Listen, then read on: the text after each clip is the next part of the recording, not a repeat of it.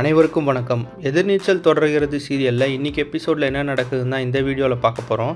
ஜனனியை பார்க்க வீட்டுக்கு வந்த மதிவதனி அங்கேயே ஆதிகுணசேகரனை சந்தித்து அனைவரையும் ஆச்சரியத்தில் ஆழ்த்துறாங்க. ஜாமீன் ரத்தாகும் அப்படின்ற பயத்தினால தன்னோட சொத்து சம்பந்தமான பொறுப்புகளை கதிர் மற்றும் ஞானத்திடம் கொடுத்துருந்தார் குணசேகரன். இதனால் வீட்டில் பதட்டம் நிலவுது. இந்த நிலைமையில் ஞானம் தன்னோட பொண்ணை பார்க்க ஸ்கூலுக்கு கிளம்புறாரு. ரேணுகா அவரை தடுத்து நிறுத்துறாங்க. அதே நேரத்தில் வீட்டு கதவு திறக்கிற சத்தம் கேட்குது. வெளியே வந்து பார்த்தா மதிவதனி வந்திருக்கிறது தெரிய வருது. அவரை பார்த்ததும் சக்தி போய் மகிழ்ச்சியோட வரவேற்கிறாரு. மாடியில் இருந்த ஜனனி கீழே வர முயற்சி பண்ணுறாங்க. நான் மேலே வரேன்னு சொல்லிட்டு மதிவதனி நேராக மாடிக்கு போகிறாங்க. அங்கே ஆதிகுணசேகரனை நேருக்கு நேராக சந்திக்கிறாங்க. அப்போ ஆதிகுணசேகரன் சொல்கிறாரு, எங்கள் வீட்டு பொம்பளைங்களுக்கு நிறைய உதவி பண்ணியிருக்கீங்க, ரொம்ப நன்றி அப்படின்னு சொல்கிறாரு. அதுக்கு மதிவதனி சொல்கிறாங்க, பெண்கள் முன்னேறத்தை தடுக்கிறதுக்கு நிறைய பேர் இருக்காங்க, அதுக்காக நமக்குள்ளேயே ஒருத்தருக்கு ஒருத்தர் உதவி பண்ணாதான் ஜெயிக்க முடியும் அப்படின்னு சொல்லி ஆதிகுணசேகரன்கிட்ட சொல்கிறாங்க. அதுக்கப்புறம் மதிவதனி போய் ஜனனி கிட்ட பேசுகிறாங்க. ஜனனி வீட்டில் நடந்ததெல்லாம் மதிவதனி கிட்ட சொல்கிறாங்க.